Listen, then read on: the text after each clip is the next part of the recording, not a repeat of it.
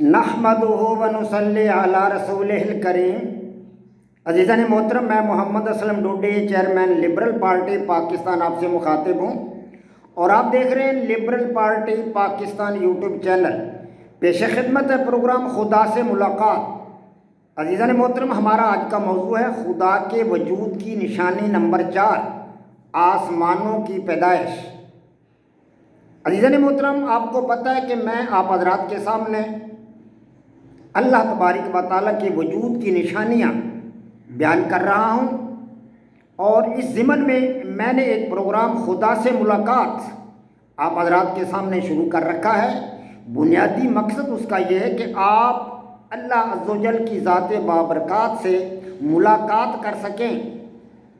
عزیزان محترم، ہم جانتے ہیں کہ اللہ تبارک و تعالیٰ کی ذات کے ساتھ ہم براہ راست ملاقات نہیں کر سکتے۔ ہماری آنکھوں کے اندر وہ استطاعت نہیں، ہمارے بدن کے اندر، ہمارے جسم کے اندر وہ طاقت نہیں، وہ استطاعت نہیں، وہ صلاحیت نہیں کہ ہم اللہ تبارک و تعالیٰ کی ذات کو براہ راست دیکھ سکیں۔ اللہ کے مقبول پیغمبر حضرت موسیٰ علیہ السلام نے فرمایا تھا کہ اے پروردگار، رب آرینی، یا اللہ پاک، میں آپ کو دیکھنے کا خواہش مند ہوں، مجھے اپنی ذات دکھا۔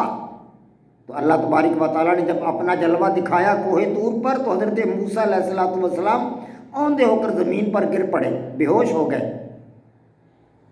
اور کوہ طور جل کر خاکستر ہو گیا۔ تو عزیزان محترم، ہم اللہ تبارک و تعالیٰ کی ذات بابرکات کو دیکھنے کی صلاحیت براہ راست نہیں رکھتے، تاہم اللہ تبارک و تعالیٰ کی نشانیوں سے ہم اس کا ادراک کر سکتے ہیں، ہم اس کا فہم حاصل کر سکتے ہیں کہ بلا شبہ کائنات کو بنانے والی وہی ذات ہے اور اس کا وجود کائنات کے اندر موجود ہے۔ عزیزان محترم، اسی حوالہ سے میں آپ حضرات کے سامنے اللہ تبارک و تعالیٰ کے وجود کی نشانیاں بیان کر رہا ہوں۔ اب تک میں 4 نشانیاں آپ حضرات کے سامنے رکھ چکا ہوں۔ اب جو نشانی آپ کے سامنے بیان ہو رہی ہے، یہ 4تھی نشانی ہے، اور اس کے بھی کئی پارٹ، یعنی آسمانوں کی پیدائش، اس کے کئی پارٹ آپ حضرات کے سامنے ہو چکے ہیں۔ آج اس کا اگلا پارٹ آپ حضرات کے سامنے رکھنا مطلوب ہے۔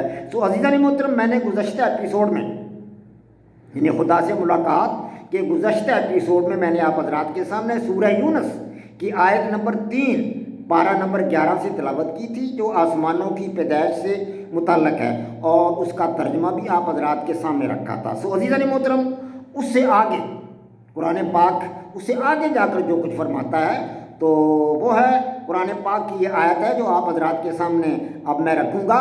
تو یہ ہے هو الذی خلق السماوات والارض، هو الذی خلق السماوات والارض فی 6 ایام ثم استوى علی العرش یعلم ما یلج فی الارض فی الارض وما یخرج منها وما ينزل من السماء وما يعرج فيها وهو معكم أينما كنتم۔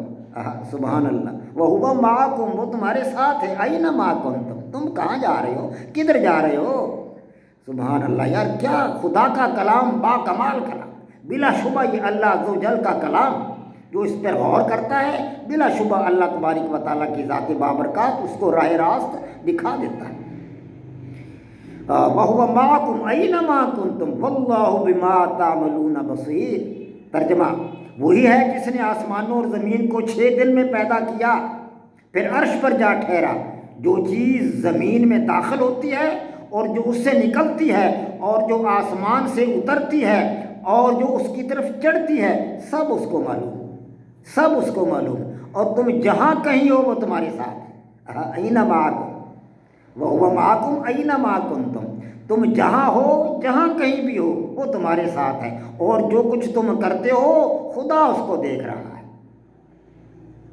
اس سے آگے اگلی آیت ہے لہو ملک السماوات والارض، لہو ملک السماوات والارض وإلی اللہ ترجع الامور، اور زمین اور آسمانوں کی بادشاہی اسی کی ہے، اور تمام امور اسی کی طرف ہی لوٹ کر جاتے ہیں۔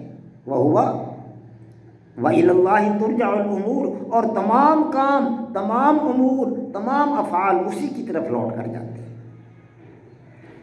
پھر فرمایا قرآن پاک نے وَلَقَدْ خَلَقْنَا السَّمَاوَاتِ وَالْأَرْضَ وَلَقَدْ خَلَقْنَا السَّمَاوَاتِ وَالْأَرْضَ وَمَا بَيْنَهُمَا فِي سِتَّةِ أَيَّامٍ وَمَا مَسَّنَا مِن لُغُوبٍ وَمَا مَسَّنَا مِن لُغُوبٍ، اور ہم نے آسمانوں اور زمین کو اور جو مخلوقات ان میں ہے سب کو 6 دن میں بنا دیا، سب کو 6 دن میں بنا دیا، اور ہم کو ذرہ بھی تکان نہیں ہوئی، ذرہ برابر بھی تکان نہیں ہوئی۔ وما مسنا من لغوب، ذرہ برابر بھی ہمیں تکان نہیں۔ سورہ قاف آیت نمبر 38 پارہ 26۔ آگے چل کر زمین و آسمان کو ایک دوسرے کے لیے ضروری قرار دیتے ہوئے قرآن پاک نے فرمایا وَالسَّمَاءَ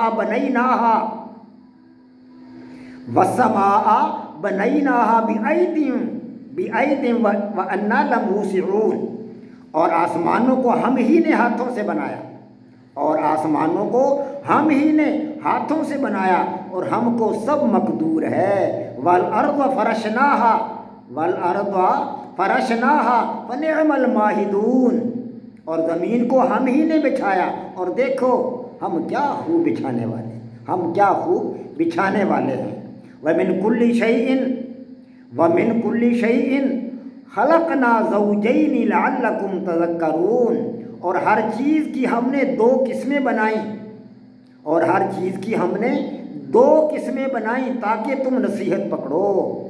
فَفِرُّوا، سبحان اللہ، فَفِرُّوا، اللہ، دوڑو، بھاگو اللہ کی طرف۔ فَفِرُّوا إِلَى اللَّهِ إِنِّي لَكُمْ مِنْهُ نَذِيرٌ مُبِينٌ، تو تم لوگ خدا کی طرف بھاگ چلو، دوڑو خدا کی طرف، بھاگ چلو خدا کی طرف، میں اس کی طرف سے تم کو صریح رستہ بتانے والا ہوں، میں اس کی طرف سے تم کو صریح رستہ بتانے والا ہوں۔ سورہ الذاریات آیت نمبر 47 تا 50 پارہ 27۔ وما علینا الا البلاغ، پاک فوج زندہ باد، پاکستان پائندہ باد۔